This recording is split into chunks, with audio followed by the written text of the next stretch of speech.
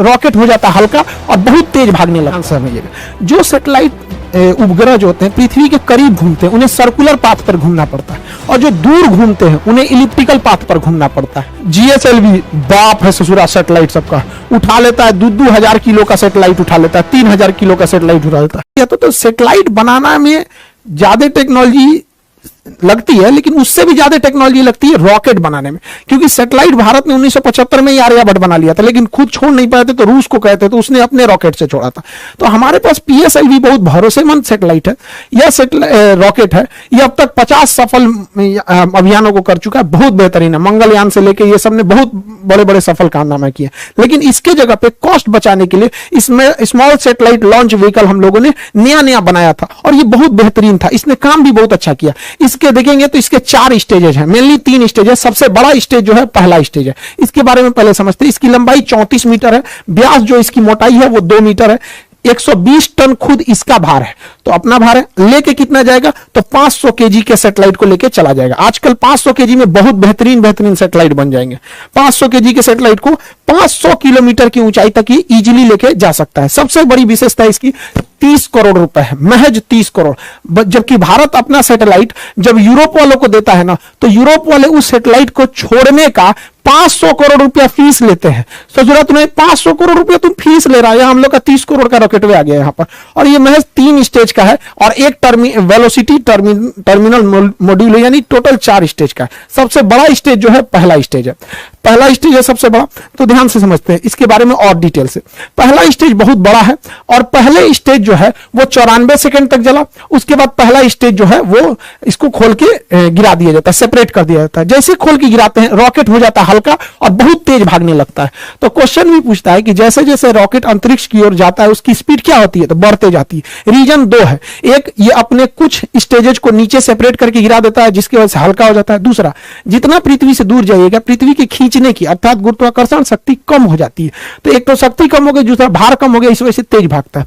दूसरा स्टेज जो था वो 113 सेकंड तक चला था। तीसरा स्टेज जो था वो 106 सेकंड तक चला था। यहां तक में कोई प्रॉब्लम आई थी चौथे स्टेज में। अब यहां थोड़ा ध्यान से समझिएगा, ये तीनों स्टेज में ना सॉलिड ईंधन का प्रयोग किया जाता है। जैसे दीपावली के रॉकेट में जो ईंधन भरा जाता है ना, बारूद, सॉलिड इंजन सॉलिड होता है, वो एकदम ठोस होता है, बारूद भर दिया जाता है। वैसे इसमें सॉलिड फ्यूल का यूज किया था, यानी बारूद भरा गया था।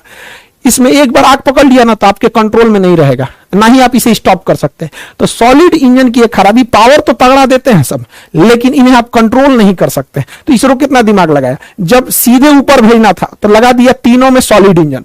और ये सॉलिड इंजन जो होता है इसमें जो सॉलिड फ्यूल यूज किया जाता है HTPB, ये फुल फॉर्म एग्जाम में पूछता है, HTPB हाइड्रोक्सिल टर्मिनेटेड पॉलीब्यूटेराइन। ये इसमें यूज होता है HTPB ईंधन के रूप में, इसे कंट्रोल नहीं किया जा सकता। तो ये तो अब लास्ट स्टेज एकदम छोटा सा था, एकदम छोटा सा था, उसे महज 20 सेकंड के लिए बनाया गया था चौथे स्टेज को। उसका नाम होता है velocity trimming module, VTM, velocity trimming module. यहीं से गड़बड़ चालू हो गया। इस ससुरा को चलना था चौथा स्टेज को 20 सेकंड के लिए, चला 21 सेकंड के लिए। 1 सेकंड के लिए चला तो क्या हो गया कि ये सर्कुलर के जगह इलिप्टिकल पाथ पर चला गया। जाना चाहिए था गोल, चल गया अंडाकार में, क्योंकि इसका काम होता है स्पीड को बढ़ा घटा के पाथ को मेंटेन करना, जिस वजह से इसका डाटा लॉस हो गया और ये प्रशांत महासागर की ओर गिर जाएगा। यहां पर ये इलिप्टिकल नहीं हो पाया था। यहां पे लास्ट स्टेज में देखिए, जो वेलोसिटी ट्रिमिंग मॉड्यूल होता है वो इन सैटेलाइटों को लॉन्च करने के टाइम उनका एंगल डिसाइड करता है, किसको कितने एंगल पे छोड़ना है, मल्टीपल सैटेलाइट्स को कितने एंगल पे किसको कितना घुमाना है। यहीं पर डाटा लॉस हो गया। ये सारा चीज अपने समय से सही से चल रहा था, यहां पे क्या हो गया, डाटा लॉस हो गया। 20 सेकंड की जगह पे 1 ही सेकंड फायर हुआ। इसका मतलब पूरा रॉकेट सही है, कोई दिक्कत नहीं है, बस ये ट्रिमिंग मॉड्यूल में दिक्कत है, एंगल गड़बड़ा दिया था। देखिए एक चीज ध्यान से समझिएगा, जो सैटेलाइट उपग्रह जो होते हैं पृथ्वी के करीब घूमते हैं उन्हें सर्कुलर पाथ पर घूमना पड़ता है, और जो दूर घूमते हैं उन्हें इलिप्टिकल पाथ पर घूमना पड़ता है। तो गलती से इसे जाना चाहिए था सर्कुलर पे, चल गया इलिप्टिकल पे, जिस वजह से ये क्या हो गया, गड़बड़ हो गया अपने ट्रिमिंग फेज में। इसलिए देखेंगे लास्ट फेज में बस ये 20 सेकंड के लिए यही बच गया था, जिस वजह से ये फेल कर गया था। हालांकि लेकिन कोई बात नहीं, हम लोग अगली बार फिर तैयार करेंगे। पहला लॉन्च जो था वो तो PSLV का भी फेल हो गया था, पहला लॉन्च जीएसएलवी का भी फेल हो गया था। सचिन तेंदुलकर भी अपने पहले मैच में कहा कोई अच्छा परफॉर्म कर पाए थे, लेकिन ऐसा तो नहीं है कि आगे नहीं किए थे, बेहतरीन काम किया था इस सैटेलाइट ने, बट लास्ट में थोड़ी सी सेंसर खराबी की वजह से यह गड़बड़ हो गया था ट्रिमिंग के समय में। हालांकि इस रॉकेट ने बहुत ही बेहतरीन ढंग से कार्बन लाइन को पार कर गया था। कार्बन लाइन क्या होता है, ध्यान से समझिएगा। पृथ्वी से वह ऊंचाई जिसे आप अंतरिक्ष मानते हैं, उस ऊंचाई को ही हम कार्बन लाइन कहते हैं। कार्बन लाइन के नीचे अंतरिक्ष, कार्बन लाइन के नीचे वायुमंडल यानी पृथ्वी, और इसके ऊपर अंतरिक्ष हो जाता है। इसे वैज्ञानिक कार्बन ने दिया था, उन्होंने कहा था कि यह 100 किलोमीटर है, लेकिन अभी इसे अप्रोक्स 80 से 83 किलोमीटर माना जाता है। कुछ देश इसे 80 मानते हैं, कुछ देश इसे 83 किलोमीटर मानते हैं। उसके ऊपर अंतरिक्ष चालू हो जाता है, यानी एक कार्बन लाइन हो जाता है।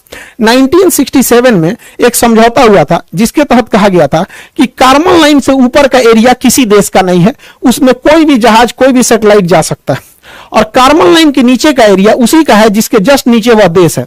यानी भारत अपने 80 यानी 83 किलोमीटर की ऊंचाई तक अगर कोई भी मिसाइल जाएगा तो उसे अपने ऊपर खतरा मान के मार के गिरा देगा, कोई जहाज जाएगा तो उसे मार के गिरा देगा।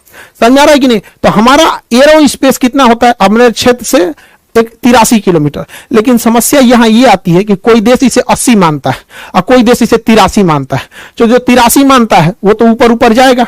अब जैसे मान के चले भारत कहेगा कि हम 80 मानते हैं, अमेरिका कहेगा 83 मानते हो, तो जाएगा। अब भारत चल जाएगा किसी क्षेत्र में 80 में, कहेगा हम तो कार्बन लाइन के ऊपर हैं, तू कहेगा मार के गिरा देंगे, कहेगा एयरक्राफ्ट है ये। तो इसमें काफी असमंजस है। हालांकि इतनी ऊंचाई पे कोई जहाज जाते नहीं है सब यहाँ पे। तो कार्बन लाइन हमेशा याद रखिएगा, एग्जाम के पॉइंट ऑफ व्यू से इंपॉर्टेंट है। यह अंतरिक्ष वगैरह में जितने सैटेलाइट वगैरह रहते हैं कार्बन लाइन के ऊपर ही डाल दिए जाते हैं। इस तरह से जो सैटेलाइट घूमता है इसे कहते हैं पोलर सैटेलाइट। ऊपर नीचे जो घूमता है ये पोलर सैटेलाइट।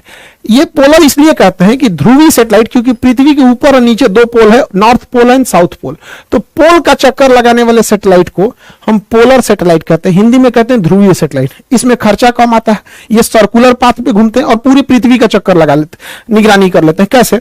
ये तो ससुरा सैटेलाइट वो ऊपर नीचे घूम रहा है, ठीक है, लेकिन पृथ्वी तो ऐसे ऐसे घूम रही है। पृथ्वी कैसे घूम रही है? इस तरह से। तो पृथ्वी जब ऐसे घूमेगी तो अलग अलग जगह का फोटो ले लेगा। जैसे अभी ये यहाँ का फोटो ले रहा है, पृथ्वी थोड़ा सा घूमेगी तो फिर थोड़ा और आगे का ले लेगा, पृथ्वी और घूमेगी तो थोड़ा और आगे का ले लेगा। इस तरह से आगे लेते लेते पृथ्वी के ये घूमने का डायरेक्शन, अभी इस सैटेलाइट का फोकस यहाँ पर है, अब इसे पृथ्वी घूमेगी तो थोड़ा और इधर होगा, ऐसे होगा। तो पोलर सैटेलाइट काफी सस्ते आते हैं और छोटे होते हैं, जबकि जियोसिंक्रोनस सैटेलाइट होते हैं उस ससुरे इलिप्टिकल पाथ पे घूमते हैं और ये 36,000 किलोमीटर की ऊंचाई पर होते हैं। इनको छोड़ना बड़ा कठिन काम होता है। हम लोग इसको छोड़ने के लिए GSLV रॉकेट रखे हैं। तो हमारे पास हर तरह के रॉकेट है, ऐसा कोई बात नहीं है। देखिए हम लोग अभी जो बनाए हैं SSLV, small satellite launch vehicle, ये सस्ते रॉकेटों को छोड़ देगा। PSLV थोड़ा और तगड़ा भेजेगा। GSLV बाप है ससुरा सैटेलाइट सबका, उठा लेता है 2,000 किलो का सैटेलाइट उठा लेता है, 3,000 किलो का सैटेलाइट उठा लेता है। और GSLV Mark 3 दादा है ससुराई, 5,000 किलोग्राम का सैटेलाइट लेकर अंतरिक्ष में उड़ जाता है। तो ये बहुत खतरनाक है। तो हमारे पास हर तरह के सैटेलाइट है, हर तरह के जरूरत के हिसाब से हम लोगों ने इसे बना के रखा है। लेकिन सबसे ज्यादा अगर कोई काम आने वाला है तो SSLV का काम आने वाला है, जो अभी हल्का सा फेल हुआ है, मतलब वो 98% सफल है। उसका एक सेंसर गड़बड़ हो गया था। SSLV की हम इतनी चर्चा क्यों कर रहे हैं, समझिए ध्यान से। एक ससुरा ये 72 घंटा में रेडी हो जाता है, मतलब ये पार्ट बाय पार्ट बन के बना रहता है। इसे कसने के लिए केवल 72 घंटा चाहिए, 3 दिन में ये रेडी हो जाता है। और इसे केवल 6 आदमी मिलकर रेडी कर सकते हैं और हर हफ्ते इसे लॉन्च किया जा सकता है। हर हफ्ते फटाफट 3 दिन में लॉन्च होगा और समय देख के मौसम ठीक है कि नहीं, सब कुछ ठीक है, लॉन्च कर देंगे। फिर हर हफ्ते इसे लॉन्च किया जा सकता है। महज 30 करोड़ में आता है, 30 करोड़ में। जबकि अगर आप स्पेस एक्स से सैटेलाइट छोड़वाते हैं तो 100 करोड़ तो खुदे ले लेता है। यहां तो 30 करोड़ का पूरा रॉकेटवे है और खाली छोड़ने का 100 करोड़ ले लेता है। अब कोई देश वेट नहीं करेगा क्योंकि हर हफ्ते ये भेज सकता है। जबकि हमारे पास जो PSLV और GSLV है, इनकी खराबी समझिए। एक तो सबसे इनको रेडी करने में 3 महीना लग जाता है, और दूसरा ये सस्ते 30 करोड़ के नहीं 200 करोड़ के, और GSLV को तो रेडी करने में 4 महीना लग जाता है। यानी अगर किसी को सैटेलाइट से लॉन्च कराना है हमारे GSLV से तो 4 महीने की वेटिंग लिस्ट है। आपको किसी ट्रेन में 4 महीने का वेटिंग मिलेगा तब ट्रेनें छोड़ देंगे उसको। तो इसमें 3 महीना, इसमें 4 महीना, इस ससुरा इसका खुद का खर्चा 400 करोड़ है, तो ये तो पैसा भी लेता है ज्यादा। इसी वजह से आज के समय मॉडर्न टेक्नोलॉजी है। मॉडर्न टेक्नोलॉजी में हर चीज छोटा होते जा रहा है। पहले शादी ब्याह में कैमरा करने वाला इतना बड़ा कैमरा लेके आता था, अभी नॉर्मल कैमरा आ गया है।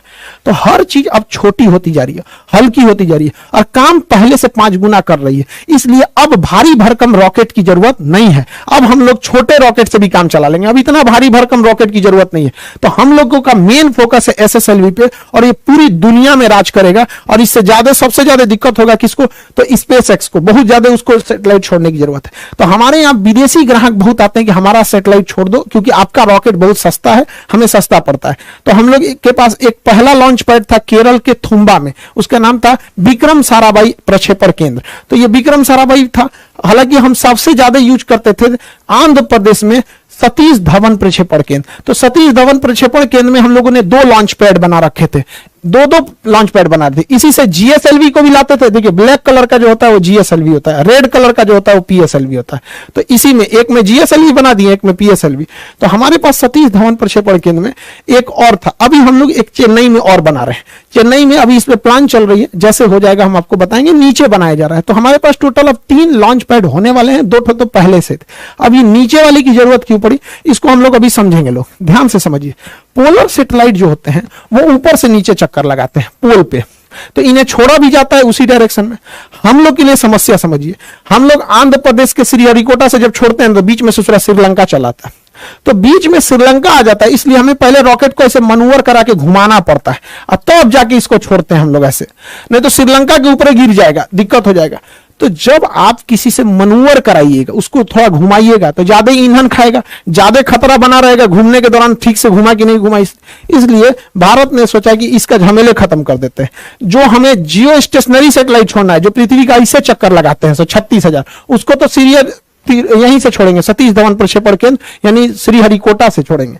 और जो पोलर छोड़ना है वो कहां से छोड़ देगा? नीचे से, क्योंकि जब नीचे यहां से छोड़िएगा तो श्रीलंका को ऐसे क्रॉस करा के फिर जाना पड़ता है। और यहां से छोड़ेगा कोई नहीं है नीचे, नीचे में कोई नहीं है। देखिए ध्यान से, नीचे से छोड़ेगा तो समुद्र में कोई नहीं है। इस वजह से हम लोग तमिलनाडु में एक तीसरा प्रक्षेपण केंद्र भी हम लोग स्थापित करने जा रहे हैं। हम लोग के इसरो का इतिहास बहुत मतलब दुखदाई रहा है। हम लोग के पास इतने कम पैसे थे जब इसरो की स्थापना हुई थी कि साइकिल से हम लोग लेके जाते थे लोग रॉकेट को, यहाँ पे साइकिल से, देखिए पार्ट बाई पार्ट करके, यहाँ पे बैलगाड़ी से हम लोग ये सैटेलाइट को लेके आए थे लोग, और नारियल के पेड़ से बांध के साउंडिंग रॉकेट को छोड़ा गया था।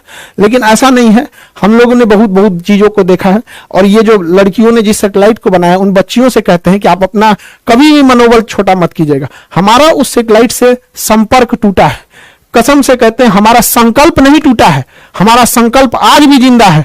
हम यहां से उठ के खड़े हुए हैं। इसरो जो आज इतने बड़े बड़े जो सैटेलाइट देख रहे हैं ना यहाँ पे, ये हम लोग वही हैं जो साइकिल पे लेके घूमे थे। तो हमारा संपर्क टूट जाने से विरोधी हमारे पे हंसे नहीं, हम दृढ़ संकल्पित हैं लोग यहाँ पे। और भारत मां की वो बेटियां एक दिन दिखाएंगी जब अंतरिक्ष में राज होगा वहां पर, ये सैटेलाइट यहाँ पे। और दुश्मनों को सरदर्द के लिए जो लोग अभी PSLV से SSLV से डर रहे थे ना, सुनिए ध्यान से, GSLV तो बहुत पावरफुल है, ये है PSLV दुनिया का सबसे भरोसेमंद है। अभी SSLV सही हो ही गया, अभी NSLV भी बन रहा है, नैनो सैटेलाइट लॉन्च व्हीकल, यानी 1 किलो के सैटेलाइट को भी छोड़ देगा। Nano satellite launch vehicle 5 crore में, 5 करोड़ में। और इसकी सबसे ज्यादा जरूरत होती है टेस्ला को, SpaceX को, क्योंकि SpaceX अपना एक स्टारलिंक प्रोग्राम बना रहा है। इसको अंतरिक्ष में बहुत सारे हजारों सैटेलाइट इसको छोड़ना है अंतरिक्ष में, और नैनो सैटेलाइट इन्हें छोड़ने में लगभग 100 करोड़ का खर्चा आता है एक नैनो सैटेलाइट में। हम लोग का सैटेलाइट हुए 5 करोड़ में, 2 को छोड़ देंगे एक के बार में, होलसेल में काम हो जाएगा।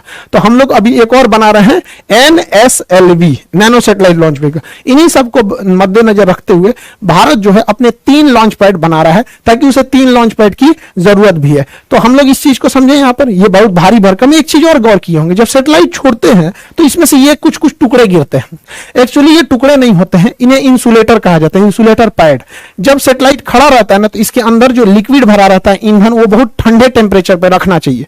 तो धूप लगेगा, एक दिन पहले ही टांग के रख देता है तो ठंडा, इसका सारी गर्मी निकल जाएगी, ठंडाहट खत्म हो जाएगी। इसलिए इसके बाहर में इंसुलेटर का पैड चिपका देता है, जहां जहां लिक्विड इंजन होता है वहां वहां इंसुलेटर का पैड लगा देता है। और जब ये सैटेलाइट ऊपर उठती है तो घर्षण से यही बाहर गिरने लगता है। आई होप आप PSLV, GSLV, SSLV, NSLV समझे होंगे।